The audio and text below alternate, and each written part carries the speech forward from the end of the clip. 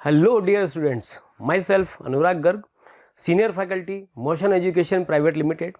आज मैं आया हूं आपके लिए पिछले दिनों KVPI का जो पेपर हुआ था 31 जनवरी 2021 का, उसका केमिस्ट्री पार्ट का जो पोर्शन है उसके सॉल्यूशन को मैं लेकर आया हूं। तो चलिए खैर शुरू करते हैं। इसमें देखिए फर्स्ट क्वेश्चन हमें दे रखा था यहाँ पर द स्टेबिलिटी ऑफ, ये डिफरेंट हमें यहाँ पर कैटायन गिवन है, हमें बताना है कि इनका स्टेबिलिटी ऑर्डर क्या होगा। ठीक है, तो देखिए हम सबको पता है स्टेबिलिटी ऑफ C+ का मतलब क्या हुआ, carbocation is directly proportional to plus M effect. ठीक है, ये सबको पता है, but inversely proportional to minus M effect. तो यहाँ पर देखिए इस वाले केस में ये जो कार्बन पॉजिटिव चार्ज है, ये पॉजिटिव चार्ज बेंजीन के कॉन्जुगेशन में होगा। ठीक है, तो सेम यही कॉन्जुगेशन तो इसमें भी है, यहाँ पर भी C पॉजिटिव जो कार्बन पे चार्ज है ये इस बेंजीन के पाई बॉन्ड के साथ कॉन्जुगेशन में होगा। तो इसका इसके साथ कॉन्जुगेशन और इसका इसके साथ कॉन्जुगेशन तो बिल्कुल सेम है। जो डिफरेंस है वो डिफरेंस है यहाँ पर NMe2 का, चूंकि NMe2 में N के पास लोन पेयर है और ये लोन पेयर यहाँ पर इस ग्रुप के पैरा पोजीशन पर है।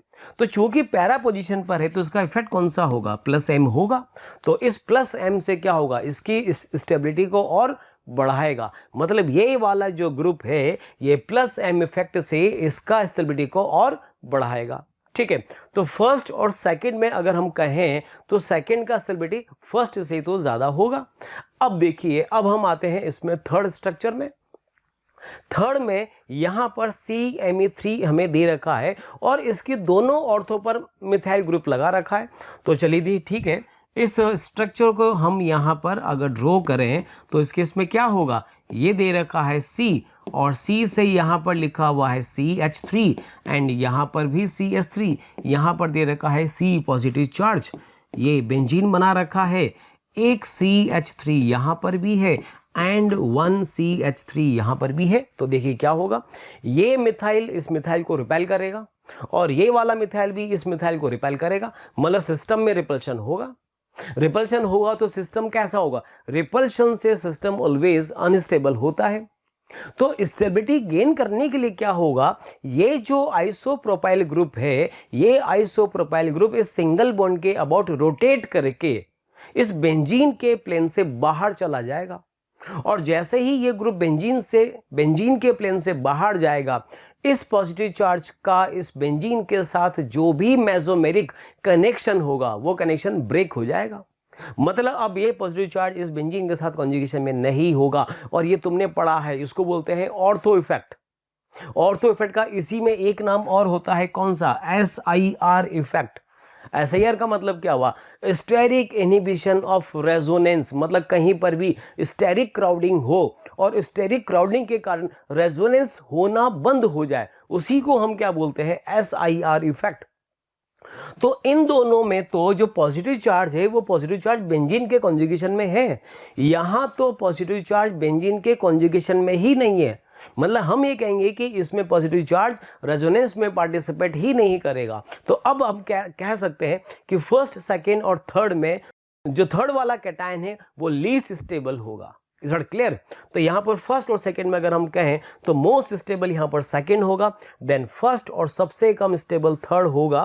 तो इसका जो करेक्ट ऑप्शन होगा ये हो जाएगा ऑप्शन नंबर B। चलिए नेक्स्ट क्वेश्चन दे रखा है, among the following the biodegradable polymer is। अब देखिए ये जो क्वेश्चन है ये तो पॉलीमर का है। उस चैप्टर में दे रखा है कि कई सारे पॉलीमर होते हैं जो बायोडिग्रेडेबल होते हैं और कुछ नॉन बायोडिग्रेडेबल होते हैं। तो इसमें पूछा हुआ है among the following the biodegradable. तो इसमें याद रखिए, ये तो देखो ये क्वेश्चन में कोई कॉन्सेप्ट तो नहीं है, ये क्वेश्चन तो टोटली इंफॉर्मेशन बेस्ड है। अगर तुम्हें पता है तो बना सकते हो, अदरवाइज ऐसे क्वेश्चंस को सोल्व करना थोड़ा मुश्किल होता है। तो इसमें याद रखिए इसका करेक्ट आंसर होता है पॉलीलैक्टिक एसिड। ठीक है, देखिए लैक्टिक एसिड होता क्या है इसको याद रखिएगा। ये कंपाउंड होता है CH3CH OH and single bond COOH, ये कंपाउंड होता है लैक्टिक एसिड। इसका जब पॉलीमराइजेशन करते हैं तो वन मॉलिक्यूल का हाइड्रोक्सी ग्रुप और सेकेंड मॉलिक्यूल का कार्बोक्सिलिक ग्रुप के बीच में क्या बनता है, के बीच में कंडेंसेशन होता है, से एस्टर बनता है। और इसका जो यहाँ पर सिंगल यूनिट अगर हम शो करें तो वो कुछ इस टाइप का होगा। चाहे तो इसको हम ऐसे भी लिख सकते हैं, या फिर इसको हम यहाँ पर ऐसे भी लिख सकते हैं, जैसा चाहे वैसा हम इसको लिख सकते हैं, कुछ इस टाइप से। ठीक है, तो ये होता है पॉलीलैक्टिक एसिड। इसकी शॉर्ट फॉर्म होती है PAL।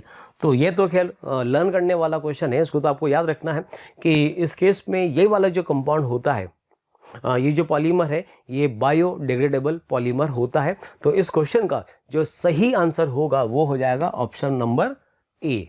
चलिए नेक्स्ट क्वेश्चन देखते हैं। गिवन है क्वेश्चन, अमंग द फॉलोइंग, ये हमें यहाँ पर first, second, third, fourth and fifth 5 compound given है और कह रखा है the compounds which can be reduced with formaldehyde and concentrate aqueous केवेज आर। तो पहले तो ये देखें कि ये रिएक्शन है कौन सी। चैप्टर तुम लोगों ने पढ़ा होगा जिसका नाम है कार्बोनाइल कंपाउंड, और उसकी एक फेमस रिएक्शन है कैनिज़ारो रिएक्शन, तुम्हें पता होगा। तो कैनिज़ारो रिएक्शन कौन से कार्बोनाइल कंपाउंड देते हैं, तुम्हें याद होगा, ऐसे कार्बोनाइल कंपाउंड जिसमें अल्फा H एब्सेंट होते हैं वही कैनिज़ारो रिएक्शन शो करते हैं। ठीक है, और उसमें भी अगर हम बात करें तो यहाँ पर दे रखा है विद फॉर्मल्डिहाइड के साथ इनकी रिएक्शन करवानी है। इसका मतलब this is an example of cross Cannizzaro reaction. ठीक है, तो चलो यहाँ पर हम लेते हैं क्रॉस कैनिज़ारो की हम बात करें। ये हमने लिखा HC डबल बॉन्ड OH, तो वन मॉलिक्यूल तो हमने लिखा फॉर्मल्डिहाइड, और एक और ऐसा एल्डिहाइड जिसमें अल्फा H ना हो तो वो हम यहाँ पर ले सकते हैं। ठीक है, ये हमने ले लिया बेंच एल्डिहाइड। तो पहले तो हम क्रॉस कैनिज़ारो का कॉन्सेप्ट समझे। तो कैनिज़ारो रिएक्शन में होता क्या है, एक मॉलिक्यूल का तो रिडक्शन होता है और एक मॉलिक्यूल का ऑक्सीडेशन होता है। अब जैसे ये दो डिफरेंट कंपाउंड है, एक फॉर्मल्डिहाइड है और एक बेंजल्डिहाइड है। अब बताइए इसमें किसका ऑक्सीडेशन होगा और किसका रिडक्शन होगा। तो न्यूक्लियोफाइल के अगेंस्ट जिसकी रिएक्टिविटी ज्यादा होती है उसका ऑक्सीडेशन होता है। और याद रखिए जितने भी एल्डिहाइड हैं लगभग उनमें से फॉर्मल्डिहाइड की रिएक्टिविटी ज्यादा होती है, तो इसका तो फॉर्मेशन होगा तो इसका ऑक्सीडेशन होगा। तो ये तो कन्वर्ट हो जाएगा सोडियम फॉर्मेट में अगर NaOH ले, और जो रिमेनिंग कंपाउंड है, जो अनदर कंपाउंड है, उसका हो जाता है रिडक्शन। तो इस केस में यहाँ पर ये कंपाउंड बनेगा। तो क्वेश्चन में देखिए हमें फॉर्मल्डिहाइड दे रखा है, तो फॉर्मल्डिहाइड का तो ऑक्सीडेशन होगा और इनमें से हमें बताना है किस किस का रिडक्शन होगा। तो रिडक्शन उसी का होगा जो कैनिज़ारो रिएक्शन शो करेगा, और कैनिज़ारो रिएक्शन वही शो करेगा जिसमें अल्फा H एब्सेंट होगा। तो बस ये देखो इसमें अल्फा H किसमें एब्सेंट है। तो पहले तो चलो ये भी बात कर लें कि अल्फा H होता क्या है। भाई अल्फा H का मतलब ये है, मान लीजिए ये एक कार्बन चेन है और यहां पर कोई एल्डिहाइड ग्रुप प्रेजेंट है, तो इस एल्डिहाइड के रेस्पेक्ट में जो जिससे एल्डिहाइड ग्रुप अटैच्ड है वो कार्बन अल्फा कार्बन, ये बीटा कार्बन, ये गामा और ये डेल्टा। हमें तो बस अल्फा कार्बन से मतलब है कि अल्फा कार्बन पर अगर हाइड्रोजन है तो मतलब अल्फा H प्रेजेंट है, और अगर अल्फा H नहीं है मतलब एब्सेंट है। तो यहाँ पर देखो इस केस में अगर हम देखें तो इस वाले कंपाउंड में तो ये अल्फा कार्बन है और इसके पास हाइड्रोजन अटैच्ड है, मतलब ये कैनिज़ारो रिएक्शन शो नहीं करेगा। ठीक है, यहाँ पर आओ, इस वाले केस में देखो ये CHO, ये एल्डिहाइड ग्रुप इस वाले कार्बन से अटैच्ड है और इसके पास कोई हाइड्रोजन प्रेजेंट नहीं है। क्यों नहीं है भाई, इस कार्बन की 4 वैलेंसीज ऑलरेडी कंप्लीट है, तो यहाँ पर कोई अल्फा H नहीं होगा, मतलब ये कैनिज़ारो रिएक्शन शो करेगा और इसका ओवरऑल क्या होगा, रिडक्शन होगा। ठीक है, उसके बाद यहाँ पर आओ, इस वाले केस में देखिए अब यहाँ पर हमें दे रखा है अगेन COMe, ये तो कीटोन दे रखा है, जबकि होना क्या चाहिए, एल्डिहाइड होना चाहिए। ठीक है, तो यहाँ तो ये कीटोन है तो ये अल्फा H यहाँ पर नहीं शो करेगा। ठीक है। उसके बाद नेक्स्ट देखिए, फोर्थ वाले की बात करें तो ये एल्डिहाइड ग्रुप दे रखा है। एल्डिहाइड ग्रुप में यहाँ पर ये अल्फा कार्बन है, इसके पास भी हाइड्रोजन है, तो ये भी क्रॉस कैनिजारो रिएक्शन शो नहीं करेगा। लास्ट वाले की बात करें तो लास्ट वाले में देखो, इस केस में इसके रिस्पेक्ट में ये कार्बन अल्फा कार्बन और इस कार्बन की 4 वैलेंसीज ऑलरेडी कंप्लीट है, मतलब अब इसके पास कोई अल्फा एच प्रेजेंट नहीं होगा। तो ये वाला भी क्या शो करेगा, ये भी तो यहाँ पर कैनिजारो रिएक्शन शो कर सकता है, ठीक है, वो भी शो करेगा। तो अब जरा देखिए, इस केस में अगर हम बात करें ऑप्शंस की तो यहाँ पर ओवरऑल इसमें सेकेंड एंड फिफ्थ यही 2 ऐसे कंपाउंड होंगे जो कैनिजारो रिएक्शन शो कर सकते हैं फॉर्मल्डिहाइड के साथ। तो सही आंसर इसका हो जाएगा option number A, second and fifth option, ठीक है। नेक्स्ट कंपाउंड की बात करें तो दे रखा है an organic compound that is commonly used for sanitising surfaces is. भाई ये क्वेश्चन तो केमिस्ट्री ने अभी डे से लिया हुआ है, और ये जो क्वेश्चन है मैं कह सकता हूं कि इसमें कॉन्सेप्ट कुछ भी नहीं है, टोटली ये क्वेश्चन इंफॉर्मेशन बेस्ड है। अगर आपको याद है तो बना सकते हो, और अगर नहीं याद तो बहुत ही मुश्किल है कि ऐसे क्वेश्चन हम सॉल्व कर पाएँ।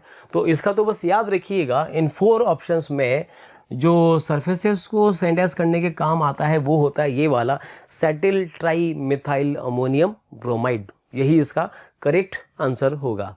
नेक्स्ट सेक्शन देखिए, इसमें दे रखा है हमें the rates of reaction of NaOH with.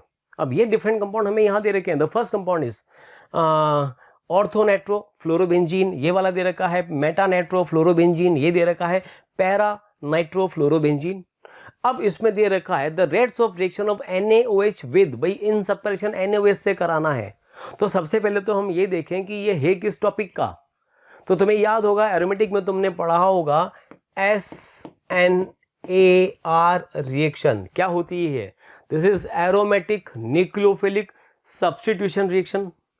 तो इसमें रेट उसी का फास्ट होगा जिसमें यहां पर जिस कार्बन पर हैलोजन प्रेजेंट है उस पर पॉजिटिव की वैल्यू ज्यादा होगी, ठीक है। और मैं इसको यूं भी लिख सकता हूं, यहां पर हमने लिखा rate of SNAR directly proportional to -M effect showing group, also directly proportional to -I effect showing group.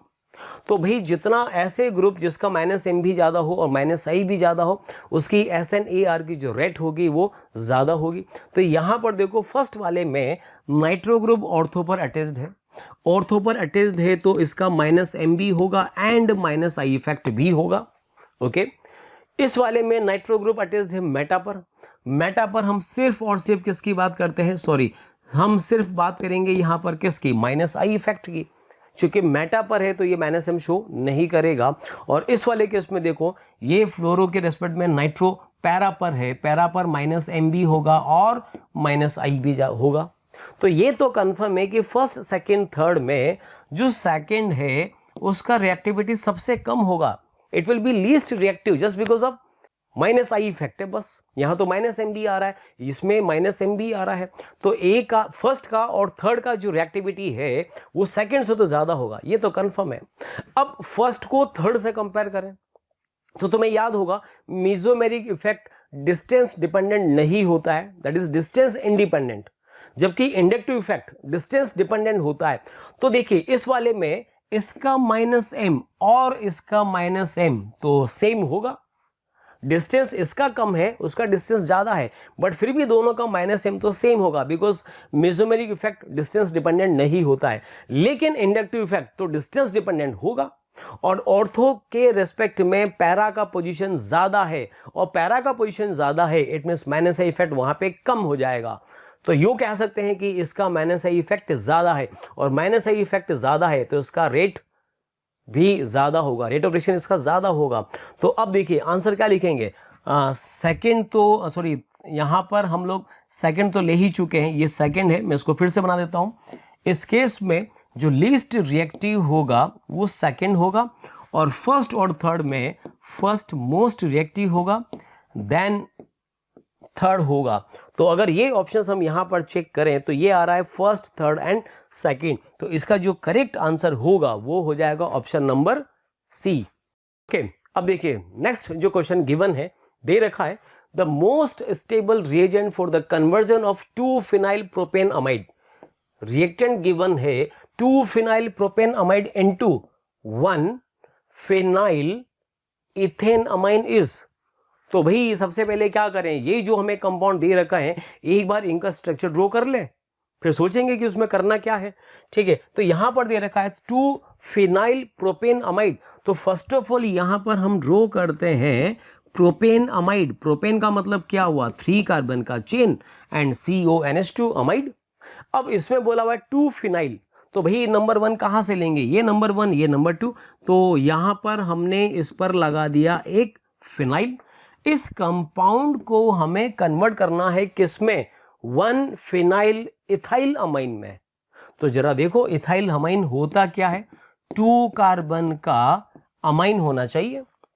ठीक है, ये हुआ इथाइल अमाइन, लेकिन उसमें भी क्या बोला हुआ है 1 फिनाइल। इट मीन्स ये नंबर 1 है, इस नंबर 1 पर हम PH लगा दें। अब जरा देखो ये रिएक्शन हमें, ये रिएक्टेंट है, ये इसका प्रोडक्ट है। अब जरा सोच के बताइए कि ऐसी कौन सी रिएक्शन होगी जो इस अमाइड को अमाइन में कन्वर्ट कर सके। और एक कार्बन ये CO ग्रुप भी कम होना चाहिए, मतलब स्टेप डाउन रिएक्शन है, बहुत फेमस और बहुत important reaction, that is Hofmann bromamide reaction, या फिर इसको हम ब्रोमेमाइड डिग्रेडेशन रिएक्शन भी बोल सकते हैं। और तुम्हें अच्छे से पता होगा इस रिएक्शन का जो रिएजेंट होता है वो होता है यहां पर bromine in the presence of NaOH। ठीक है, तो ओवरऑल इस रिएक्शन का मतलब, इसकी रिएक्शन हम जब ब्रोमीन से करते हैं इन द प्रेजेंस ऑफ NaOH, तो होता क्या है, जो CO ग्रुप होता है वो CO ग्रुप एलिमिनेट हो जाता है। और तुम्हें याद भी होगा इस रिएक्शन का पहले कुछ इंटरमीडिएट बनता है RnCO, अल्काइल आइसोसाइनेट। अल्काइल का मतलब ये वाला ग्रुप हो जाता है, तो कुछ ऐसा इंटरमीडिएट बनता है जिससे बाद में फिर कुछ इस टाइप का अमाइन कंपाउंड बनता है। ठीक है, तो खैर ठीक है, रिएक्शन मैंने तुमसे बोला फेमस रिएक्शन है, हॉफमैन ब्रोमेमाइड रिएक्शन है, और इसका सही आंसर हो जाएगा option number B, that is bromine in presence of NaOH। चलिए नेक्स्ट क्वेश्चन की बात करते हैं। दे रखा है इसके अंदर the compound acts in the following reaction scheme.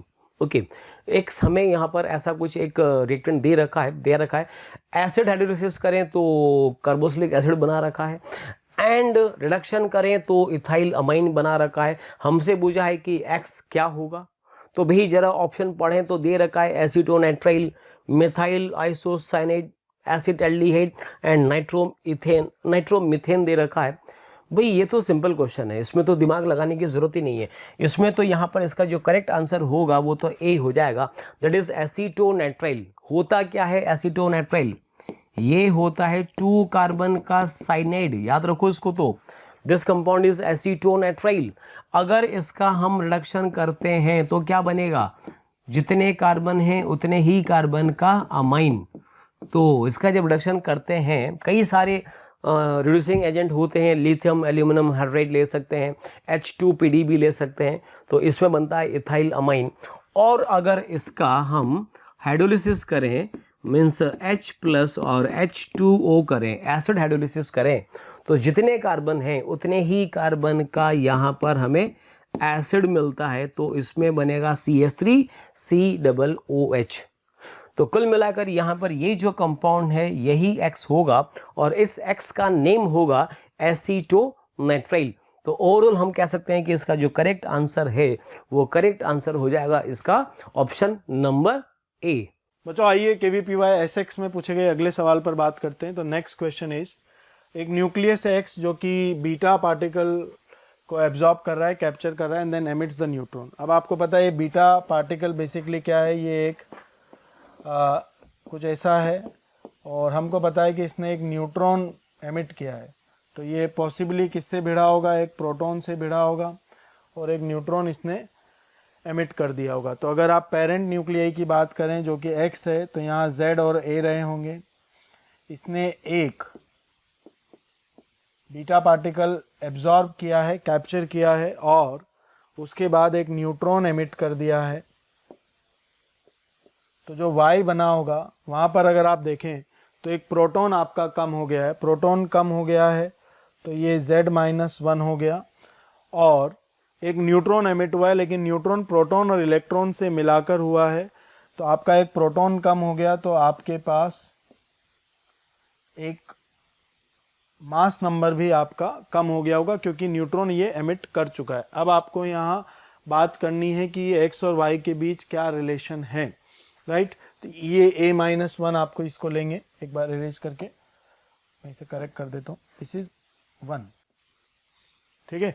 तो आइसोमॉर्फस की बात तो हम कर ही नहीं सकते, क्योंकि हमें x और y की डिटेल नहीं पता है।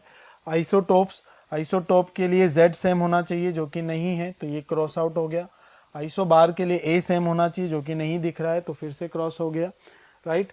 एक यही बचता है आइसोटोन, पर चेक कर लेते हैं। तो नंबर ऑफ न्यूट्रॉन की बात कर रहे हैं, तो number of neutron is equals to a minus Z, और यहाँ पर नंबर ऑफ न्यूट्रॉन की जब हम बात करेंगे तो ये हो गया a minus 1 minus z minus 1, so this will give us again a minus z.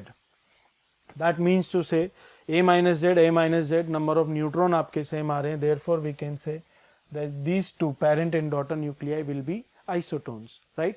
Let's move on to the next question. The next question is from बच्चों liquid solution. आपको solution का मोलालिटी दिया हुआ है, सोल्यूट बताया हुआ है, pressure दिया हुआ है, केबी आपको दिया हुआ है, और आपसे एलिवेशन या बॉइलिंग पॉइंट पूछा हुआ है। तो सबसे पहले हम डेल्टा टीबी कैलकुलेट करेंगे। Delta TB will be is equals to iota into KB into molality. Iota CuSO4 है हमें, और बाकी कुछ नहीं लिखा है, तो will assume 100% ionisation, so iota will be 2 into KB 0.512 into molality 0.1, right. So अगर आप 2 को मल्टीप्लाई करेंगे 0.512 से, right, so this will give us 512 दो दैट इज 1024, और डेसिमल को जब आप प्लेस करेंगे तो it is 0.1024, that is delta TB. So the TB of solution will be TB of solvent which is 100 plus delta TB, so 100.1024 will be the final boiling point of solution, elevated boiling point. Option check करेंगे, so this will be the nearest answer, hence this is the correct option for the boiling point of solution, aqueous solution of copper sulfate solution, right. Let's move on to the next question. The next question is from ionic equilibria. एक weak acid है और एक weak base है, right, दोनों को हमने titrate किया। Consider the following statement regarding the pH of solution at equivalence point. Equivalence point है तो ये भी पूरा खत्म हो चुका, ये भी पूरा खत्म हो चुका।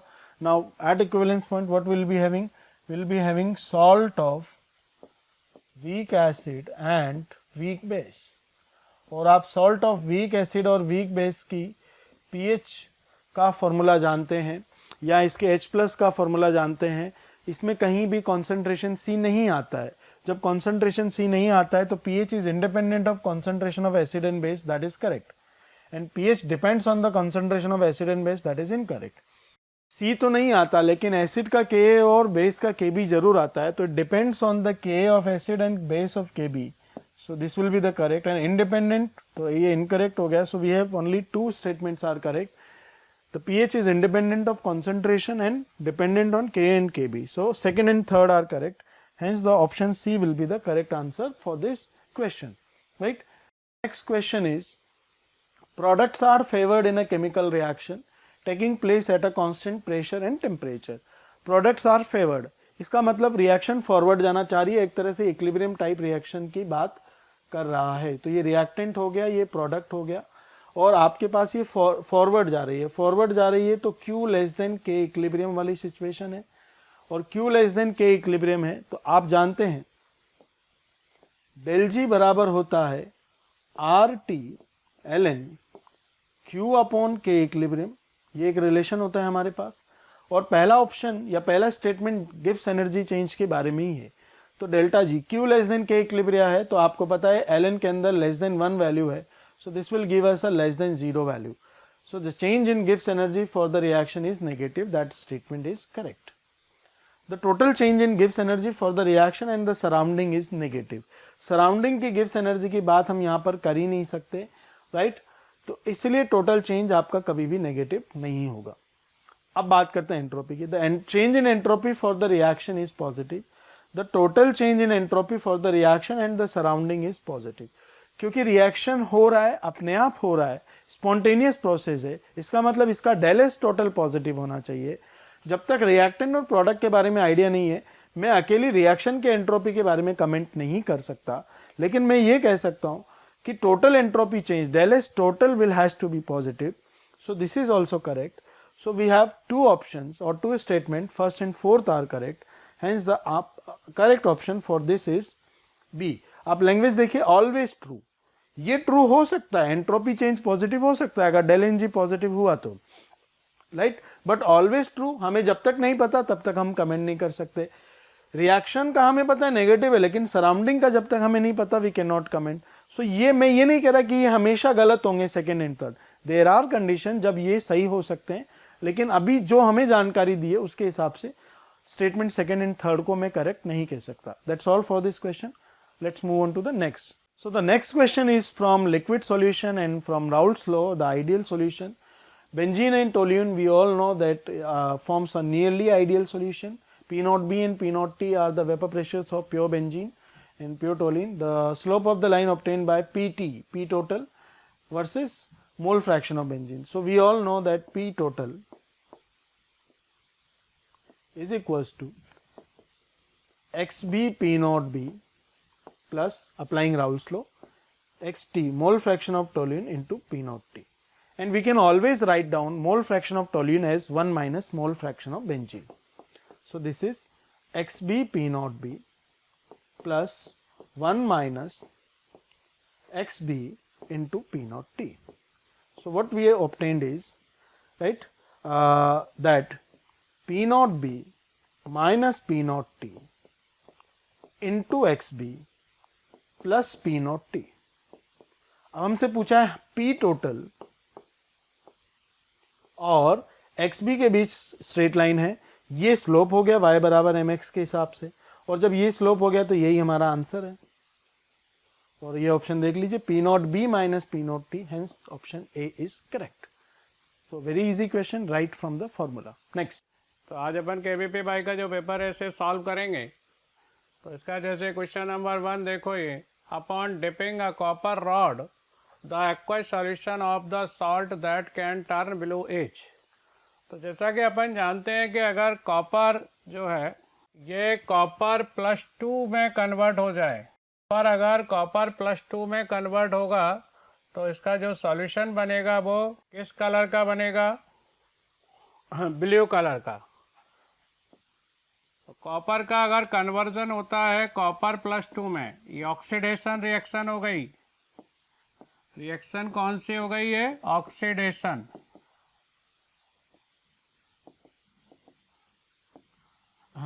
जब कोई रिएक्शन में इलेक्ट्रॉन लूज होते हैं तो इसे ऑक्सीडेशन कहते हैं. तो कॉपर +2 में अगर कन्वर्ट होता है तो ये ब्लू कलर का सॉल्यूशन फॉर्म कर लेगा. अब जैसा कि अपन जानते हैं रिएक्टिविटी सीरीज, ये रिएक्टिविटी सीरीज पर बेस्ड क्वेश्चन है. तो रिएक्टिविटी सीरीज में अगर अपन रिएक्टिविटी ऑर्डर देखें, अपने को सारे एलिमेंट की रिएक्टिविटी ऑर्डर से यहाँ मतलब नहीं है, अपन तो कैल्शियम, मैग्नीशियम, जिंक, सिल्वर और कॉपर की रिएक्टिविटी का ऑर्डर देखें अगर, तो इस सीरीज में अगर अपन देखें तो सबसे पहले आएगा कैल्शियम, फिर उसके बाद मैग्नीशियम, जिंक, कॉपर और सिल्वर. तो इस सीरीज में अगर अपन लेफ्ट टू राइट जाएं इन 5 एलिमेंट में, तो इनकी जो रिएक्टिविटी है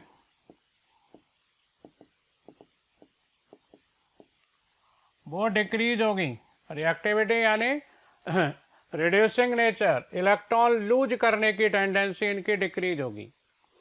तो कॉपर से ज़्यादा टेंडेंसी जिंक, मैग्नीशियम, कैल्शियम की है इलेक्ट्रॉन लूज करने की, डोनेट करने की. तो ये कॉपर को अगर डालोगे इनके सॉल्यूशन में तो कॉपर इनको रिड्यूस नहीं कर पाएगा, इनको इलेक्ट्रॉन डोनेट नहीं करेगा. लेकिन कॉपर को अगर सिल्वर के सॉल्यूशन में डाल दें, Ag+ आयन के सॉल्यूशन में डाल दें, तो सिल्वर को ये क्या करेगा? रिड्यूस कर देगा और खुद ऑक्सीडाइज हो जाएगा. तो कॉपर को अगर आप सिल्वर नाइट्रेट सॉल्यूशन में ऐड करते हैं तो यहाँ पर रेडॉक्स रिएक्शन हो जाएगी। कॉपर इसे इलेक्ट्रॉन डोनेट कर देगा खुद, कॉपर +2 आयन में कन्वर्ट या ऑक्सीडाइज होगा और इसे रिड्यूस कर देगा सिल्वर में। कॉपर +2 आयन को नाइट्रेट आयन मिल जाएंगे, अगर चाहो तो कॉपर का नाइट्रेट फॉर्म कर दो और ये सॉल्यूशन किस कलर का बनेगा, कॉपर नाइट्रेट या कॉपर +2 आयन का, ये ब्लू कलर का सॉल्यूशन बनेगा। तो इसका आंसर क्या होगा, कौन से सॉल्यूशन में रॉड डालोगे कॉपर की, कलर का सॉल्यूशन मिलेगा, डी, सिल्वर नाइट्रेट। क्वेश्चन देखें, treatment of alkaline KMnO4 solution with KI solution oxidises iodide 2। Generally जो आयोडाइड होता है वो आयोडीन में ऑक्सीडाइज होता है किसी भी ऑक्सीडाइजिंग एजेंट से, लेकिन ये थोड़ा डिफरेंट केस है जिसमें आयोडाइड आयन +5 ऑक्सीडेशन तक ऑक्सीडाइज होता है और आयोडेट आयन का फॉर्मेशन करता है किसके साथ, अल्कलाइन KMnO4 के साथ। तो जब आयोडाइड के सॉल्यूशन में आप अल्कलाइन KMnO4 ऐड कर दोगे, KMnO4, और इसको अल्कलाइन करने के लिए इसमें KOH ऐड कर देते हैं, तो ये आयोडाइड आयन को अल्कलाइन KMnO4, ये डिफरेंट केस है, आयोडेट आयन यानी +5 ऑक्सीडेशन तक इसको ऑक्सीडाइज कर देता है। जो आंसर होगा वो होगा सी। नेक्स्ट क्वेश्चन देखें, if an extra electron is added to the hypothetical molecule C2, this extra electron will occupy the molecular orbital. तो MOT थ्योरी का क्वेश्चन है, मॉलिक्यूलर ऑर्बिटल थ्योरी का। तो जैसा कि MOT थ्योरी में अपन देखते हैं कि जिन मॉलिक्यूल के न्यूक्लियस में नंबर ऑफ प्रोटॉन या जिन मॉलिक्यूल में number of proton less than equal to 14 होते हैं, उनके जो मॉलिक्यूलर ऑर्बिटल है उनके एनर्जी का ऑर्डर क्या होता है, energy order of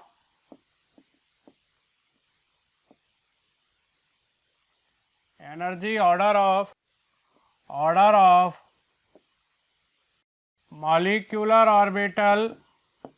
molecular orbital का एनर्जी ऑर्डर देख रहे हैं, कौन से मॉलिक्यूल का, जिनमें have less then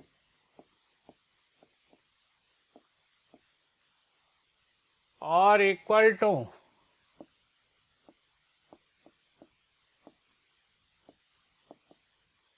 14 proton,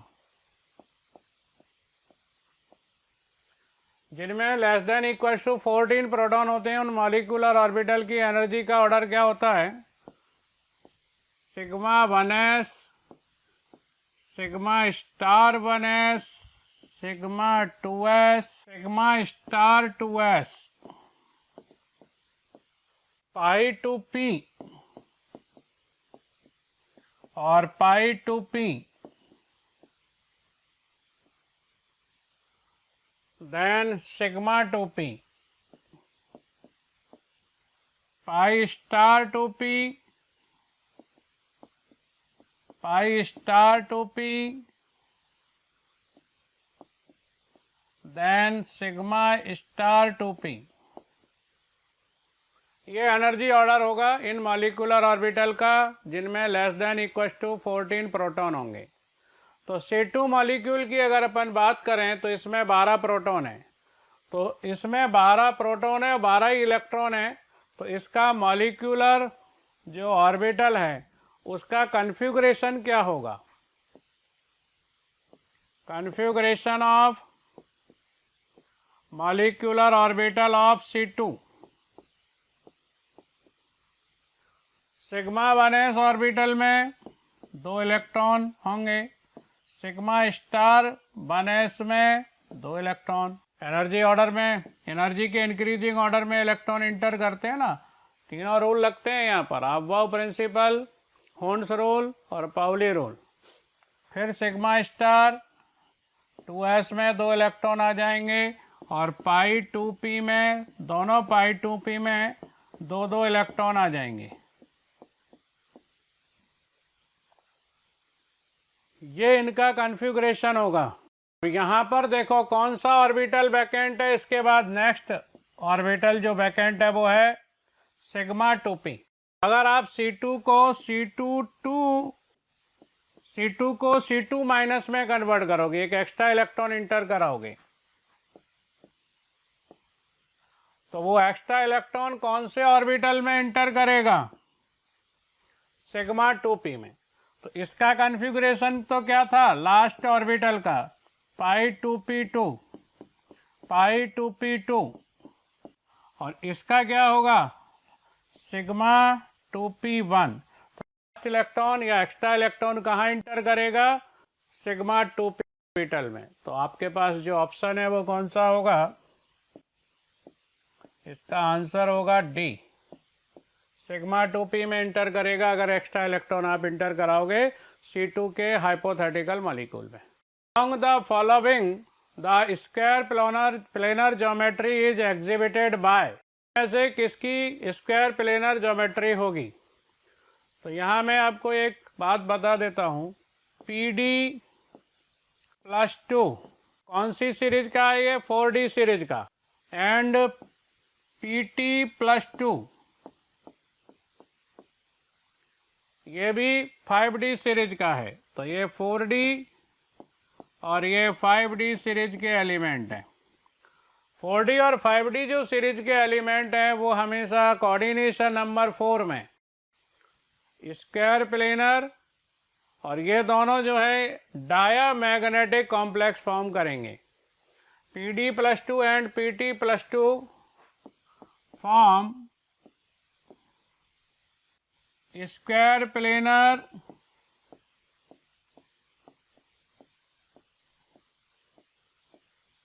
and diamagnetic complex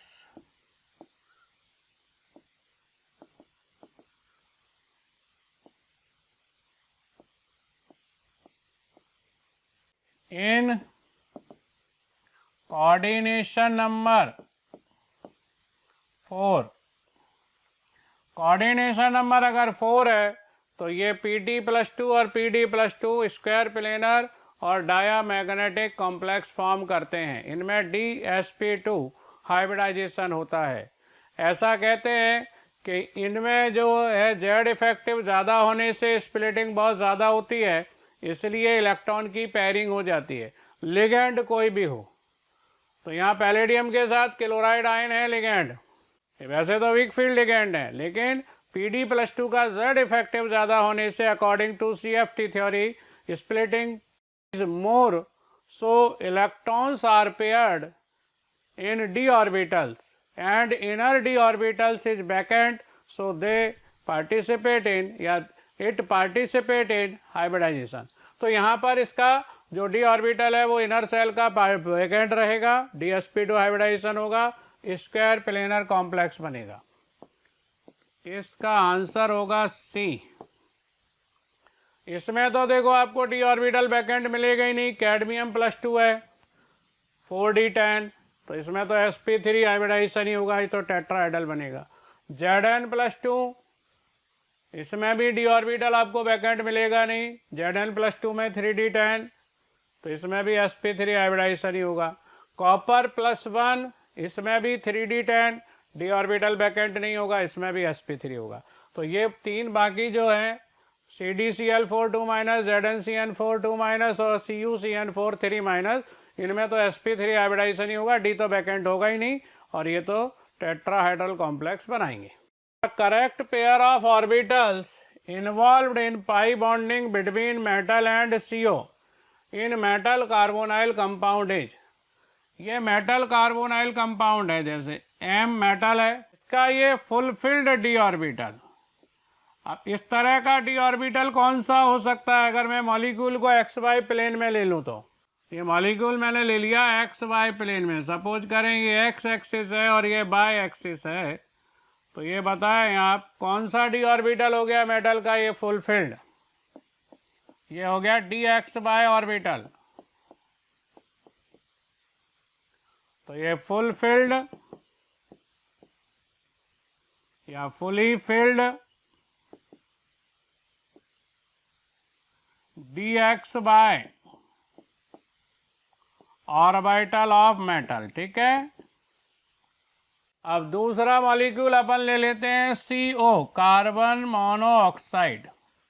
इसके पास जो वैकेंट ऑर्बिटल होता है वो कौन सा होता है, जिसका ओरिएंटेशन इसी तरह का हो। जब आप दोनों को अप्रोच कराएं तो दोनों के दो दो लोब्स ओवरलैपिंग करेंगे तब पाई बॉन्ड बनेगा, ये तो जानते ही अपन। जब दो दो लोब्स में इंटरेक्शन होता है तो पाई बॉन्ड का फॉर्मेशन होता है। ये कौन सा ऑर्बिटल है इसका, ये है वैकेंट।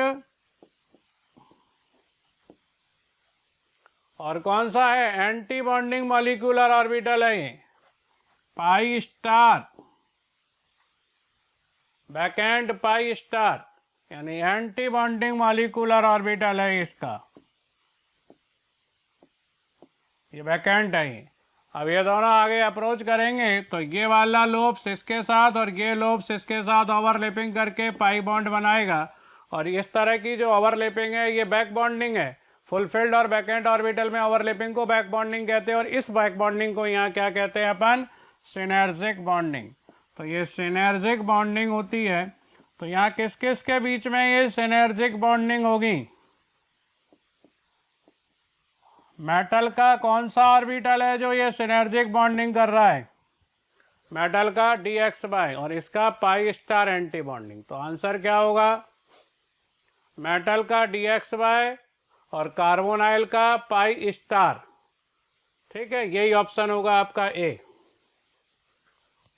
इसका आंसर होगा मेटल का तो dx बाय ऑर्बिटल और कार्बोनाइल ग्रुप का pi star anti bonding molecular orbital.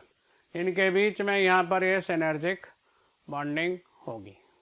The magnetic movement in mu B of NiDMg का हॉल्टवाइज, डाईमिथाइल ग्लाइऑक्सीमेट का हॉल्टवाइज कॉम्प्लेक्स इज क्लोजेस्ट टू, ये जो NiDMg है ये डाईमिथाइल ग्लाइऑक्सीमेट को DMg लिख देते हैं अपन, और हॉल्टवाइज इसका ये कैसा लिगेंड है, स्ट्रॉन्ग फील्ड लिगेंड है और ये इलेक्ट्रॉनों की पेयरिंग करा देगा।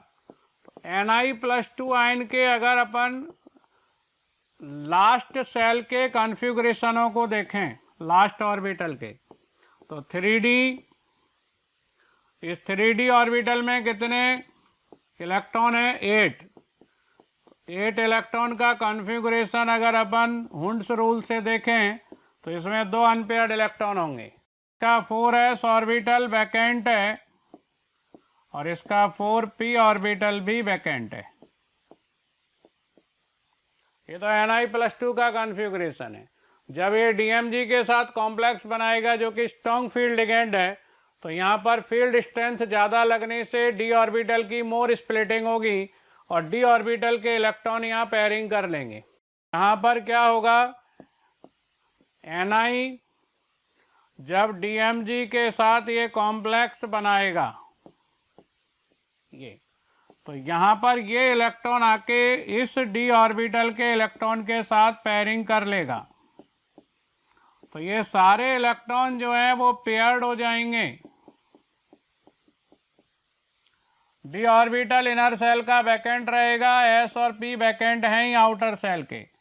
हाइब्रिडाइजेशन कौन सा होगा, dsp2, ये dsp2 हाइब्रिडाइजेशन होगा और सारे इलेक्ट्रॉन यहाँ पेयर्ड होंगे, इसमें कोई अनपेयर्ड इलेक्ट्रॉन नहीं होगा।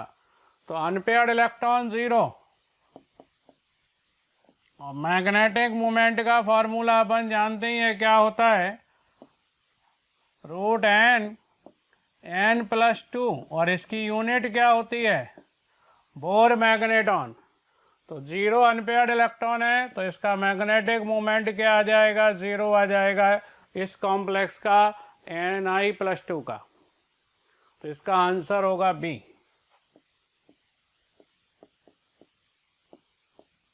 सॉलिड स्टेट का क्वेश्चन है, a compound is formed by two elements m and n। Element n hexagonal close packed अरे बना रहा है, यानी एक यूनिट सेल में n के इफेक्टिवली 6 पार्टिकल होंगे या 6 एटम्स होंगे, and with 2/3 of octahedral occupied by m। Octahedral z के बराबर होते हैं, यानी टोटल ऑक्टाहेड्रल है 6, लेकिन हमने ऑक्युपाई किए हैं केवल 2/3। So this gives us m4 n6 and simplest formula हम लिखेंगे m2 n3। so that will be the correct answer. so this is option B for this question. Hexagonal close packing में 6 कैसे आते हैं? तो हेक्सागोनल लेयर होता है bottom में जो यूनिट सेल हम बनाते हैं, फिर 3 बीच में फंसे होते हैं और ऊपर फिर से एक हेक्सागोनल लेयर होता है। इस हेक्सागोनल लेयर में आधा आधा करके एक तो ये हो जाते हैं, बाकी ये जो 6 गोले होते हैं इनका आधे का 1/3 आधे का 1/3, तो एक तरह से 12 गोले हैं और उनका 1/6 हिस्सा, तो 2 वो मिलते हैं, एक इनका मिलाकर हो गया, 3 पूरे इंटैक्ट हैं, तो z हमारा 6 आता है और z के बराबर ही ऑक्टाहेड्रल आते हैं, लेकिन 2/3 था तो ये आया। So this is how we can obtain the answer. Solid state आसान सवाल। Next question is from atomic structure class 11, very easy. The velocity of revolving electron of He+ ion in the first orbit is v। We know that the formula for velocity is equals to the constant v naught into z by n. Now the first orbit का velocity v दिया हुआ है, so the velocity is v for the first orbit of helium, helium का z2 और orbit 1, so the 2v naught is v. Now the velocity of electron in the second orbit of He+, तो second orbit में velocity कितना होगा? तो velocity is equals to v naught, z का value that is 2 and the orbit is also 2, so that is v naught. और जब आप यहां पर आंसर निकालने चाहेंगे तो 2v0 को v लिखा है, तो v0 को हम क्या लिखेंगे? v/2। तो correct answer will be option B 0.5v। That will be the correct option for this. बहुत आसान सवाल है, right.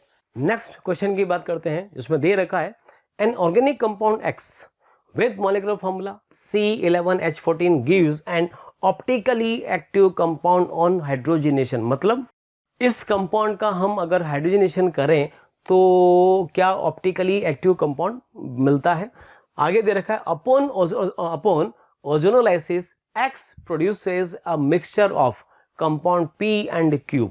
Okay, compound P gives a yellow precipitate when treated with I2 and NaOH, but does not reduce tolerance reagent. Compound Q does not give any yellow precipitate with I2 and NaOH, but gives failing test. The compound X is।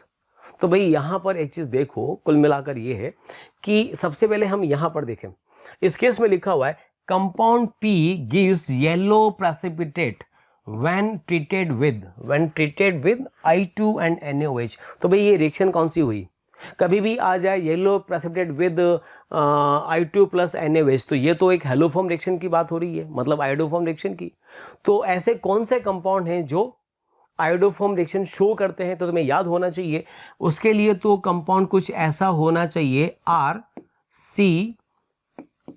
RC double bond O CH3, कुछ ऐसा methyl ketone type का compound होना चाहिए।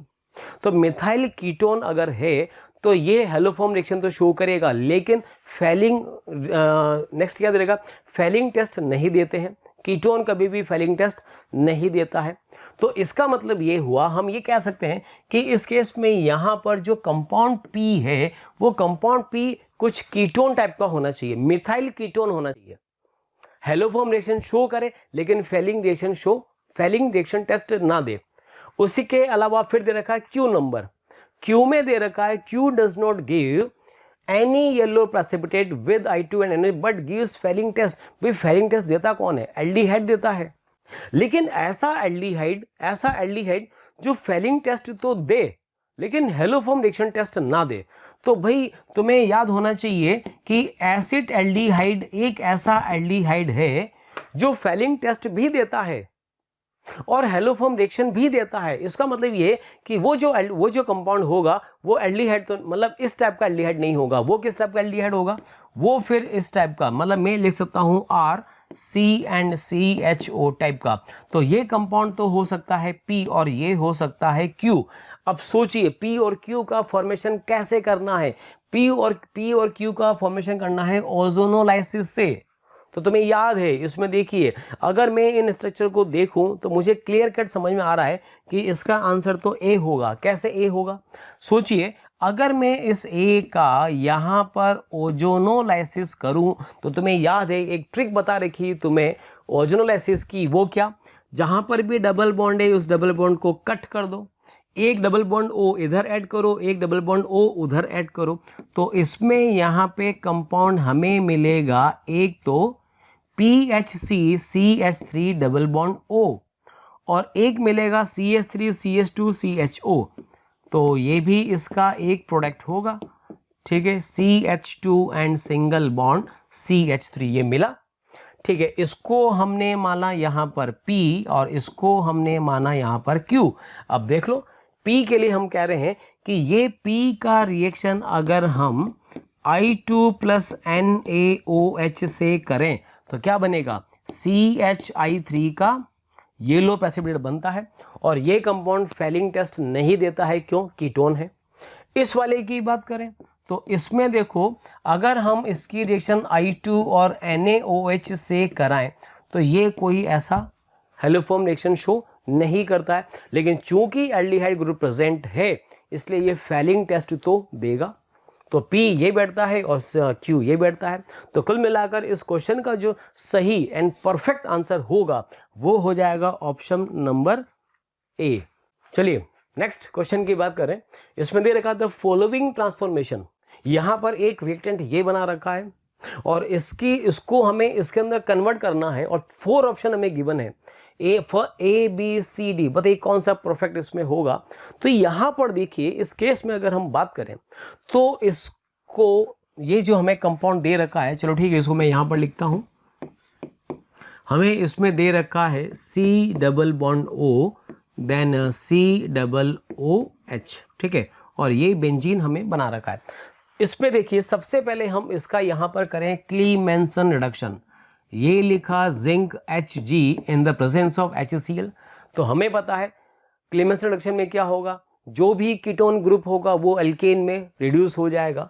तो ये यहाँ पर एक कार्बोक्सिलिक है और एक कीटोन है, तो ये क्या करेगा? कीटोन को एल्केन में रिड्यूस कर देता है।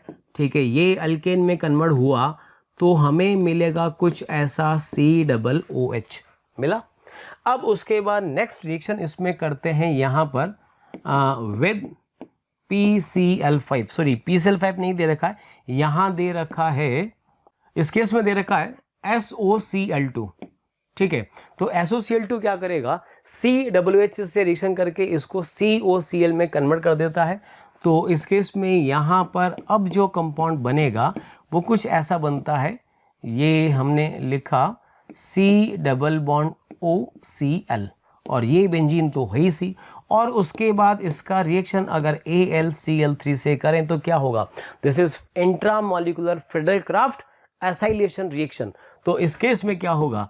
बेंजीन तो जैसा है ही सही, यहाँ पर ये Cl अलग हो जाएगा और कुछ इस टाइप का इसमें प्रोडक्ट बनता है। मैंने कहा था कौन सा रिएक्शन है ये वाला? Friedel-craft acylation. क्योंकि एक ही मॉलिक्यूल में हो रही है तो उसको हम बोलेंगे इंट्रा मॉलिक्यूलर एसाइलेशन। तो जरा सीक्वेंस देखो, यहाँ पर सबसे पहले लिया जिंक Hg क्लीमेंसन रिडक्शन, उसके बाद SOCl2, उसके बाद AlCl3। तो जरा देखिए यहाँ पर इस केस में जो ऑप्शन सही बैठता है वो है option number C, number 1 zinc amalgam in the presence of HCl also known as Clemmensen reduction. Second reaction SOCl2। ठीक है, और थर्ड पर एनहाइड्रस AlCl3। इसमें जो AlCl3 काम में लेते हैं वो कौन सा लेते हैं? Anhydrous AlCl3। तो इस क्वेश्चन का ओवरऑल जो परफेक्ट आंसर होगा वो हो जाएगा ऑप्शन नंबर C। चलिए अब इसमें दे रखा है नेक्स्ट क्वेश्चन। यहाँ पर इन द फॉलोइंग रिएक्शन हमें एक रिएक्टेंट दे रखा है X। सबसे पहले रिएक्शन करवा रखा है ऑक्सीजन से, कैटलिस्ट और हीट भी दे रखा है, साथ में एक्वस एसिड दे रखा है, से बना रखा है product 1 molecule of phenol and another molecule Y given है, अननोन कंपाउंड है जिसका फॉर्मूला यहाँ पर दे रखा है C6H10O। ये हमें बताना है कि इस केस में यहाँ पर X क्या होगा एंड Y क्या होगा। तो इसको देखकर जो मुझे लग रहा है कि ये रिएक्शन कौन सी है, तुमने पढ़ा होगा एक रिएक्शन तुमने पढ़ा होगा, क्यूमीन हाइड्रोपेरोक्साइड ऑक्सीडेशन रिएक्शन।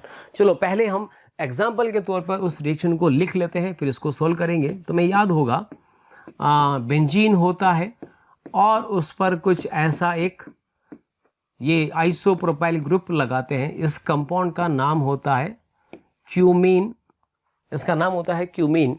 तो सबसे पहले इसका रिएक्शन O2 से करते हैं H न्यू की प्रेजेंस में। तो इससे पहले बनता है यहाँ पर इसमें पहले बनता है ये कार्बन से attached oxygen, oxygen then hydrogen, और यहाँ पर कौन CH3 और CH3। और उसके बाद जब इसकी रिएक्शन एक्वस KOH से कराते हैं तो अल्टीमेटली इसमें प्रोडक्ट बनता है 1 मॉलिक्यूल ऑफ फिनॉल एंड दूसरा मॉलिक्यूल हमें मिलता है यहाँ पर CH3 COCH3 एसीटोन। तो तुम्हें याद भी होगा कि ये जो रिएक्शन है ये फिनॉल बनाने का भी रिएक्शन है, इससे फिनॉल बनता है और एक मॉलिक्यूल किसका, एसीटोन। तो कुल मिलाकर अगर थोड़ी सी मैं ट्रिक की बात करूं तो जो बेंजाइलिक पार्ट होगा, बेंजाइलिक पार्ट तो क्या बनाएगा, बेंजाइलिक पार्ट बनाता है फिनॉल, और जो रिमेनिंग पार्ट है उस रिमेनिंग पार्ट से बनता है कीटोन। तो अब जरा ऐसा ट्रिक इसमें अगर हम अप्लाई करें तो आप देखेंगे यहाँ पर इस केस में ऑप्शन नंबर जो यहाँ पर डी है, इस जरा डी को सॉरी ऑप्शन नंबर हम इसमें बात करते हैं डी की। अब जरा डी में देखो क्या होगा, यहाँ पर इस केस में ये बेंजीन है और बेंजीन से अटैच साइक्लोहेक्सेन दे रखा है। तो जब इसकी रिएक्शन इस टाइप से करेंगे तो इस वाले पार्ट से तो क्या मिल जाएगा, इस वाले पार्ट से मिलेगा फिनॉल, और जो रिमेनिंग पार्ट है उस रिमेनिंग पार्ट से ये वाला बॉन्ड ब्रेक होगा और यहाँ पर बन जाता है कीटोन। तो साथ में बनेगा यहाँ पर साइक्लोहेक्सेनोन। तो इस रिएक्शन स्कीम को देखकर बता सकते हैं कि इसका जो परफेक्ट आंसर होगा वो हो जाएगा ऑप्शन नंबर डी। ठीक है, चलिए फिर तो अच्छा क्वेश्चन है ये वाला। जैसा कि मैंने कहा कि ये जो रिएक्शन है ये क्यूमीन हाइड्रोपेरोक्साइड की रिएक्शन से, एक बार आप उसको देखिएगा फिर आराम से आप इस क्वेश्चन को सॉल्व कर सकते हैं। तो परफेक्ट आंसर इसका हो जाएगा option D. Now this seems to be some mathematical question but has been asked and has been incorporated some solid state terms. थोड़ा सा mathematical है, बाकी बहुत आसानी से हो जाएगा। 2-dimensional solid है, is made by alternating circles with radius a and b in such a manner that the sides of the circle touch. The packing fraction is defined as the ratio of area under the circle. Circle ने कितना area occupy किया हुआ है divided by the total area of the rectangle, right? जिसका side length x और y है, x और y a और b के टर्म्स में हमें दिए। The ratio r b by a for which packing fraction is minimized. तो सबसे पहले तो हमें पैकिंग फ्रैक्शन निकालना पड़ेगा। 2D है तो एरिया से पैकिंग फ्रैक्शन आ जाएगा। सो द पैकिंग फ्रैक्शन अगर आप लिखेंगे बहुत सिंपली तो this is pi a square plus pi b square divided by area of rectangle which is x multiplied by y। ये हमारा पैकिंग फ्रैक्शन होगा। x और y मैं यहाँ पर रख देता हूँ और फिर हम इसे सॉल्व करते हैं। मिनिमाइज करना है पैकिंग फ्रैक्शन को, क्या करना है मिनिमाइज, यानी हमें थोड़ा सा कैलकुलस यूज करना होगा। तो ये पैकिंग फ्रैक्शन याद रखिए और आगे बढ़ते हैं हम लोग। So the packing fraction was found to be pi common a square plus b square divided by x into y. और जब आप बात करेंगे x तो x है 2a plus 2b and y है 2a, तो x है 2a प्लस 2b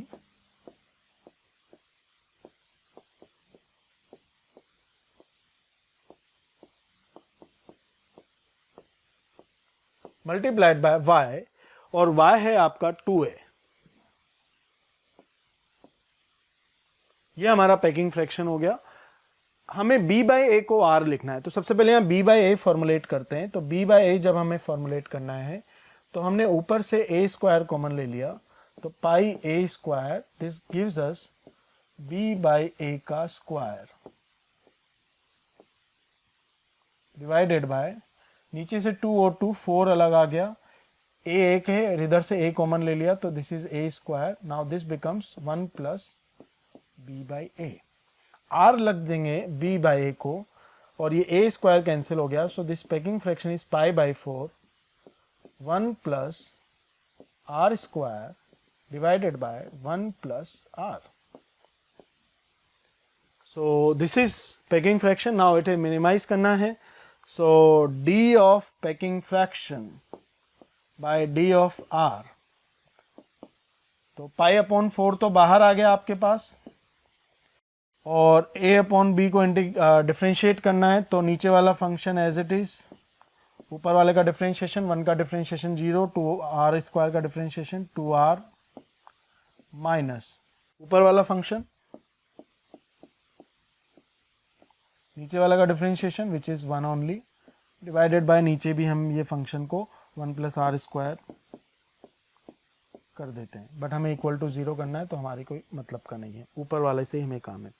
तो जब हम ऊपर वाले को सॉल्व कर लेंगे तो ये हमारे पास आ रहा है 2r square plus 2r minus r square minus 1 is equal to 0. Quadratic बन रही है, और जब हमने क्वाड्रेटिक बनाया तो ये हमारे पास आ रहा है r square plus 2r minus 1 is equal to 0. R के रूट्स निकालेंगे, so minus 2 plus minus under root के अंदर 4 plus 4 8 divided by 2. So 2 2 2 common आकर हमारा कैंसिल हो गया, और r बराबर हमें मिल रहा है, नीचे वाला 2 उड़ गया, ये 2 2 यहाँ से भी 2 आ गया, तो ये आ रहा है √2 माइनस 1. पॉजिटिव वैल्यू हम सेलेक्ट करेंगे विच इज 0.41. और अगर आप देखें तो इस r के लिए ये पैकिंग फ्रैक्शन मिनिमाइज होगा, और यहाँ पर अगर हम ऑप्शंस देखें तो यही r का वैल्यू पूछा है, रेशो, तो 0.41 will be the final answer. So हमने क्या किया, पहले पैकिंग फ्रैक्शन निकाला a और b के टर्म्स में, b by a term formulate किया और v बाई a को r लिखा, फिर डिफरेंशिएट करके फाइनली हमने यहाँ पर आंसर निकाल दिया. Right, so this is how ये क्वाड्रेटिक सॉल्व किया. Minus B plus minus B square 4 plus minus 4ac minus minus plus 4 plus 4 8 लिख दिया मैंने, एक स्टेप यहाँ पर ओमिट किया हुआ है. Right, let's move on to the next question. बच्चों next question is from chemical equilibrium. एक रिवर्सिबल रिएक्शन दिया हुआ है, लेकिन इसके टाइम की बात है, इसका मतलब ये केमिकल इक्विलिब्रियम का नहीं, फर्स्ट ऑर्डर भी बात की गई है, ये काइनेटिक्स के रिवर्सिबल फर्स्ट ऑर्डर का क्वेश्चन हो गया. 80 आपको दिया हुआ है और आपको टाइम पूछा है जिस पर कॉन्सेंट्रेशन ए का ये हो जाए. तो रिवर्सिबल है, तो आप देख सकते हैं रिवर्सिबल फर्स्ट ऑर्डर की बात होगी, कुछ इस तरह से हमारे पास ये कहानी होनी चाहिए. ये यहाँ पर हो गया हमारे पास A और ये B, और ये इनिशियली आपके पास अगर हम ध्यान से देखें तो ये A0 था और B 0 था. ये हमारी इक्वेशन है. चलिए भाई, बहुत अच्छी बात है. अब हमें एक तो यहाँ पर दिया हुआ है 80, तो ये हमारा 80 है, टाइम t का जो कंसंट्रेशन है ये हमारा 80 बोला जाएगा. राइट, और 80 बराबर हमें एक वैल्यू दिया हुआ है A0 plus A equilibrium by 2. A equilibrium मैंने यहाँ पहले से दिखा रखा है ये, तो 80 है A0 minus x is equals to A0 plus A equilibrium, ये एक इक्विलिब्रियम हो गया और बाई 2 हो गया हमारे पास. ठीक है, तो 80 बराबर A0 plus A equilibrium by 2. यहां से मुझे x और x इक्विलिब्रियम में एक रिएक्शन मिल गया. दूसरी बात मैं जो कर सकता हूं वो ये कि इक्विलिब्रियम पर मुझे पता है kf upon k forward upon k backward बराबर क्या होगा, x equilibrium upon A0 minus x equilibrium होगा. और यहां से मैं एक रिलेशन बता सकता हूं kf A0 क्रॉस मल्टीप्लाई करके is equals to kf plus kb into x equilibrium. ठीक है, ये तो हमारी बात हो गई. अब हम आगे बढ़े, काइनेटिक्स हमें डिस्कस करना है. कुछ लोगों को फॉर्मूला याद हो सकता है और कुछ लोगों को फॉर्मूला हो सकता है नहीं याद हो, तो हम इसका शुरुआत से लिखते हैं. तो minus D A T by D T, तो ये हो जाएगा D X by D T. मैंने एक स्टेप उड़ा दिया, minus D A T by D T, तो minus minus plus D X by D T बराबर ए के बनने का rate, so K backward into X minus A के खत्म होने का रेट, तो ये हो गया आपका माइनस ऑफ के forward into A0 minus x. के फॉरवर्ड इंटू A0 की जगह हमने ये के एफ के बी यहाँ पर लगा दिया होगा, और हमारे पास ये आ रहा होगा के F plus K B common आ गया, और आ रहा है x minus x equilibrium, minus के एफ नोट का हमने वैल्यू रख दिया होगा. अब जब हम इसे इंटीग्रेट कर लेंगे तो आपको पता है ये क्या देगा हमें, ये हमें देगा K F plus K B into T is equals to ln of x equilibrium upon x equilibrium minus x. ये हमारा एक फाइनल लॉ निकल कर आएगा। कुछ गड़बड़ वड़बड़ हो सकता है, जैसे डिसअपियरेंस मैंने लिख दिया है तो शायद एक माइनस और एक यहाँ प्लस ये आ रहा होगा, और फाइनली ये अंदर साइन उल्टा होगा, उस वजह से ये मेंटेन होगा। अब जरा ध्यान से देखो, एक्स इक्विलिब्रियम और एक्स इस समय पर हमें बात करनी है इस समय की, तो ये एक्स का वैल्यू रखो, डायरेक्ट आंसर। तो टी बराबर क्या आंसर हमारे पास, तो ये हमारा आंसर टी बराबर ln ऑफ एक्स की वैल्यू एक्स इक्विलिब्रियम बाय 2 रख दिया, तो ये तो बन गया ln2 बाय के फॉरवर्ड प्लस के बैकवर्ड। इस तरह से हमारे पास ये आ जाएगा। और ऑप्शन चुनने की बात आएगी तो ln2 बाय के फॉरवर्ड प्लस के बैकवर्ड, ये हमारा सी ऑप्शन इसका करेक्ट हो गया, दैट इज ऑप्शन सी। ठीक है, so this is the question, right. Let's move on to the next question. Next question is from equilibrium again. बहुत आसान सवाल है, एक रिएक्शन दिया हुआ है इक्विलिब्रियम पर आपके पास, और जब इक्विलिब्रियम का रिएक्शन है तो आप यहाँ पर बात कर रहे हैं किसकी, सबका हमें यहाँ पर डेल्टा जी दिया हुआ है, ठीक है, और हमसे यहाँ पर पूछा हुआ है partial pressure of the CO2। तो आप सबसे पहले तो ये जानते हैं कि यहाँ पर Kp बराबर क्या हो जाएगा, पार्शियल प्रेशर ऑफ CO2, यानी बेसिकली मुझे Kp निकालना है। अच्छा, Kp कैसे निकालता हूँ, तो डेल्टा जी नॉट बराबर माइनस RT ln Kp, यहाँ से मैं Kp निकालूँ, जो Kp आएगा वही पार्शियल प्रेशर ऑफ CO2 होगा। तो Kp कैसे निकलेगा, तो आप ये डेल्टा जी वैल्यूज से सबसे पहले delta G not of reaction निकालेंगे। तो delta G not of reaction that will be equals to, अगर आप देखेंगे तो कैल्शियम ऑक्साइड प्रोडक्ट में है, तो calcium oxide, so this is -603.5, फिर आप बात करेंगे CO2 का, सो दिस इज -394.389, और फिर आप बात करेंगे आखिरी में कैल्शियम कार्बोनेट का, which is minus minus plus हो जाएगा 1128 आपके पास 79 हो जाएगा। तो फाइनली जब आप इसे सॉल्व कर लेंगे, so this comes out to be some 130.9, right. ये आपके पास प्लस का इतना डेल्टा जी नोट आ जाएगा। डेल्टा जी नोट जब आपका प्लस का आ गया तो ये होता है -RT ln Kp।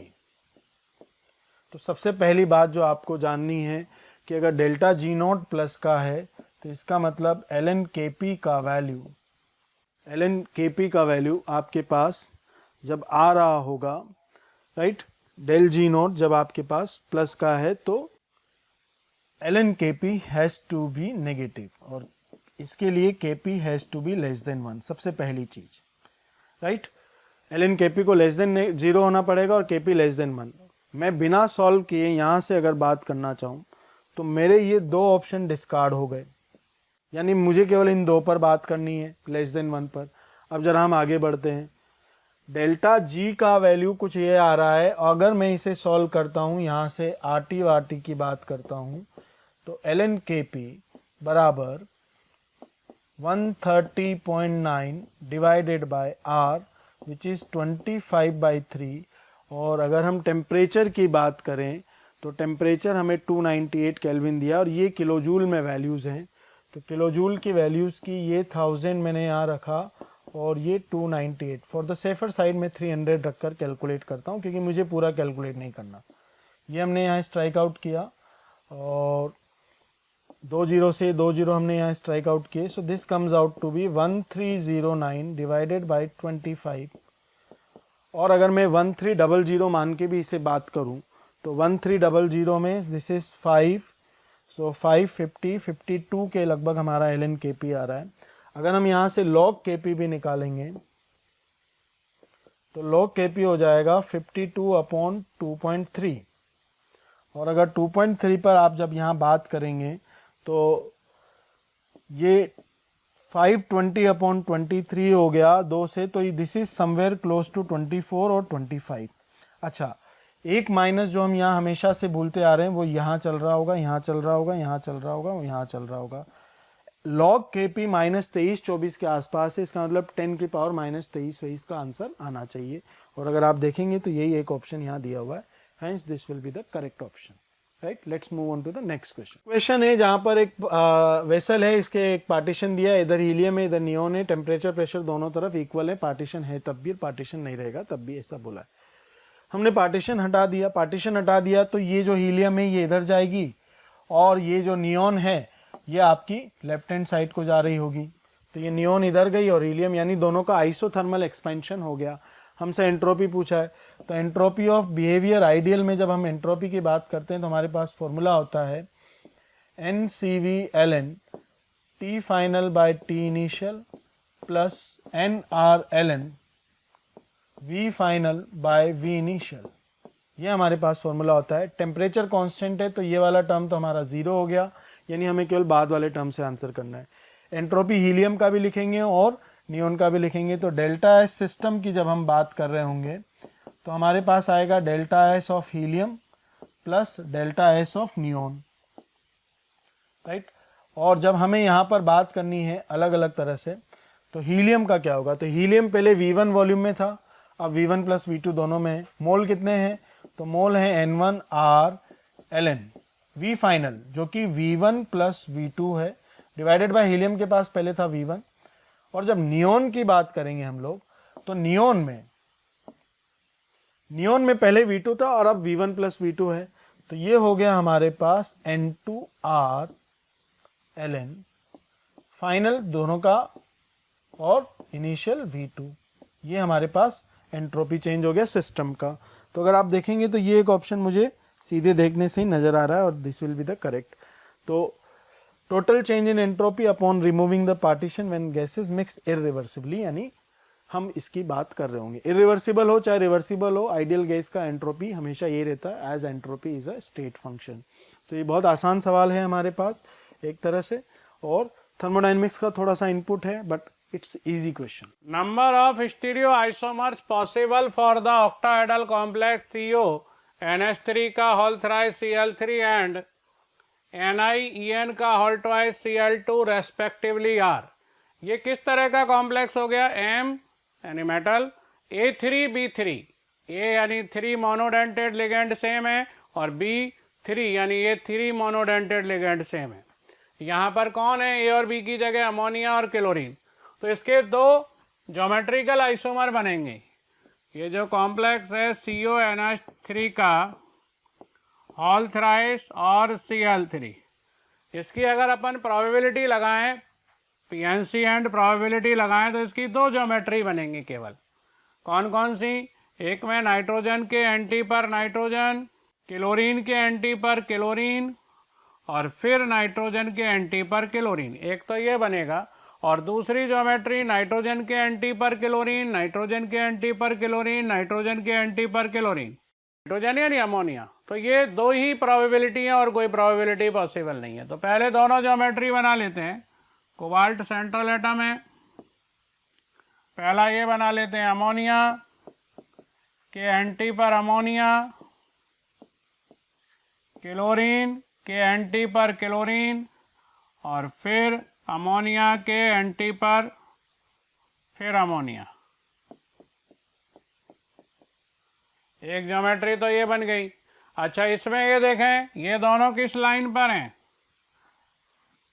Meridian line पर हैं, तो ये मेरिडियोनल आइसोमर कहलाता है। मेरिडियोनल आइसोमर, शॉर्ट में इसको मर आइसोमर भी कहते हैं। पहला तो अपन ने ये ज्योमेट्री बना ली। दूसरी ज्योमेट्री कौन सी बनेगी इसमें, CO और अमोनिया के एंटी पर क्लोरीन, अमोनिया के एंटी पर क्लोरीन और फिर अमोनिया के एंटी पर क्लोरीन, एक ज्योमेट्री ये बन जाएगी। ये क्या आ गए, सेम फेस पर आ जाएंगे ये तीनों, देखो, और ये तीनों भी सेम फेस पर आ जाएंगे। तो सेम फेस पर आ गए तो इसको कौन सा आइसोमर कहते हैं, फेसियल, या शॉर्ट में लिखते हैं फेक आइसोमर। या अपन चाहें तो इसको क्या कह सकते हैं, ट्रांसपोजिशन पर है, ये ट्रांसपोजिशन पर है तो इसे ट्रांस आइसोमर भी कह सकते हैं। और ये तीनों अमोनिया सिस पोजीशन पर हैं, तीनों क्लोरीन सिस पर हैं, तो इसे सिस आइसोमर भी कह सकते हैं। अब दोनों में देखो POS आ जाएगी, ये देखो POS आ जाएगी, इसमें ये POS आ गई, ये मैंने POS ले ली इसमें, तो ये ऑप्टिकली इनएक्टिव। और इसमें भी देखो POS आ जाएगी। कौन सा POS ले लेंगे अपन इसमें, ये वाला, तो ये दोनों तो प्लेन पर आ जाएंगे या प्लेन से कट जाएंगे। ये POS ले ली मैंने, सॉरी ये वाली नहीं, इसमें ये वाली POS नहीं, सॉरी ये वाली POS लो। ये दोनों तो POS पर आ जाएंगे और कट जाएंगे POS से, दोनों आधे आधे कट गए, देखो ये। और ये अमोनिया इस पर सुपर इम्पोज करेगा और ये इस पर सुपर इम्पोज करेगा, तो ये दोनों आइसोमर ऑप्टिकली इनएक्टिव होंगे। तो बस इसके दो ही GI बनेंगे, दो ही स्टीरियो आइसोमर बनेंगे इसके, तो इसके स्टीरियो आइसोमर बनेंगे दो। दूसरा आपका कॉम्प्लेक्स दिया है NiEN का होल ट्वाइस Cl2।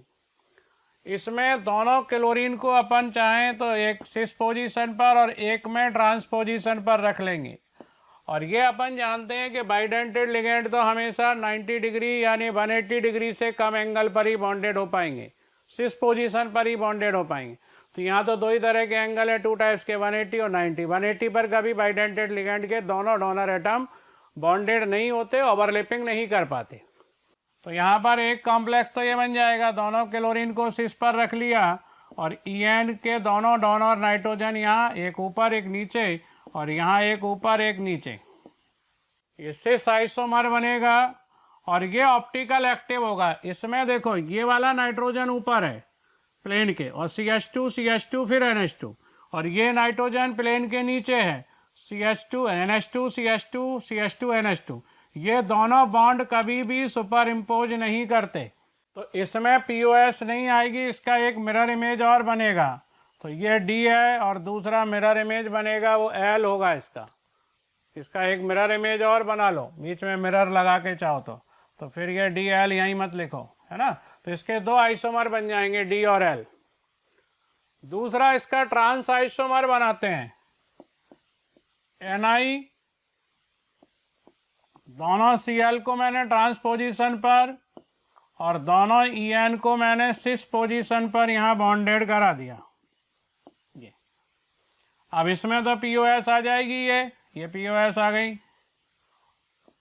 POS आ गई। और ये आपका ट्रांस आइसोमर है, इसका कोई दूसरी ऑप्टिकल जो एक्टिव मिरर इमेज है वो नहीं बनेगी। तो ये जो कॉम्प्लेक्स है आपका, इसके दो आइसोमर तो ये बन गए स्टीरियो D और L, सिस के दो आइसोमर D और L, एक मिरर इमेज और एक ट्रांस, तो टोटल स्टीरियो आइसोमर इसके बन गए 3। तो ये फर्स्ट वाले के 2 और सेकंड वाले के 3 तो टोटल स्टीरियो आइसोमर इसके 2 इसके 3। आंसर कौन सा होगा 2 और 3 वाला? ये D आंसर हो जाएगा इसका। तो इसका आंसर होगा D, पहले वाले के 2 और बाद वाले के 3। इसके 2 आइसोमर, इसके 3 स्टीरियो आइसोमर, देख लो ये। When a mixture of NaCl, K2Cr2O7 and concentrated H2SO4 is heated in a dry test tube, a red vapor X is evolved. This vapor X turns an aqueous solution of NaOH yellow due to the formation of, ये क्या है? Chromyl chloride test का question है ये, chromyl chloride test. और ये किसके conformation के लिए लगाते हैं ये टेस्ट? ये होता है टेस्ट ऑफ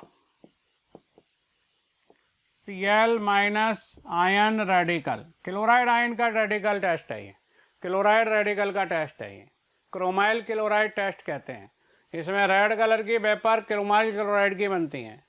तो क्या करते हैं, NaCl लिया, इसमें क्लोराइड आयन है, कोई भी आयनिक क्लोराइड ले सकते हो जिससे क्लोराइड आयन मिल जाए, उसी का कन्फर्मेशन टेस्ट है।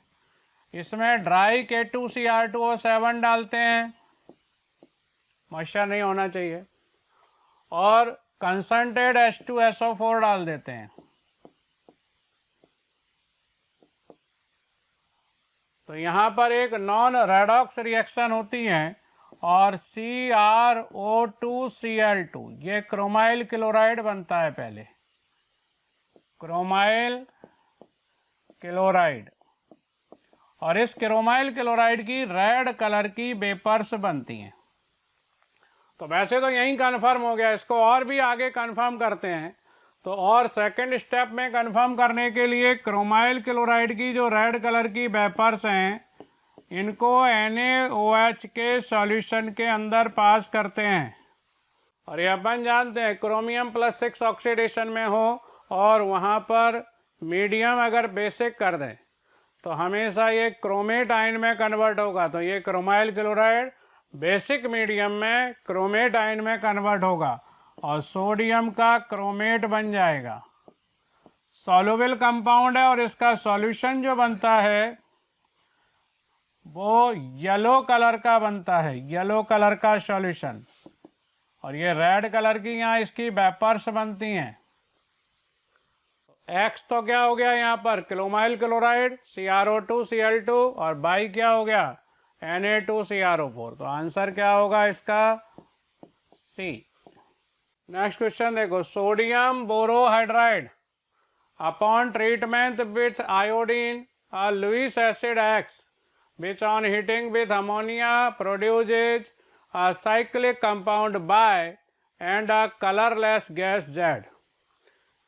क्या करते हैं, आपने क्या लिया सोडियम बोरोहाइड्राइड NaBH4 प्लस इसमें क्या ऐड कर दिया आयोडीन। यहाँ रेडॉक्स रिएक्शन होगी, ये जो H माइनस है इससे आयोडीन इलेक्ट्रॉन छीन लेगा।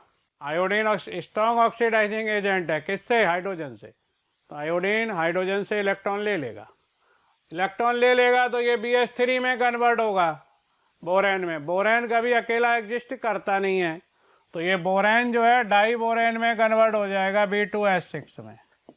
हाइड्रोजन निकल जाएगी और आयोडाइड आयन को सोडियम आयन मिल जाएंगे तो सोडियम का आयोडाइड बन जाएगा। पहली रिएक्शन तो ये होगी। अब ये जो आपका डाइबोरेन बन गया है B2S6, इसकी जब आप रिएक्शन कराते हो अमोनिया के साथ,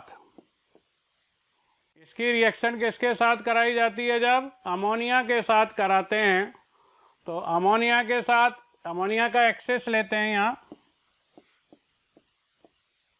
एक्सेस लेने पर और साथ में क्या कर दिया इसको, यहाँ पर अपन ने हीटेड भी कर दिया है। तो यहाँ पर एक साइक्लिक कंपाउंड बनता है इनऑर्गेनिक बेंजीन B3N3H6, बेंजीन की तरह रिंग बनती है। इसको इनऑर्गेनिक बेंजीन या बोराजाइन भी कहते हैं।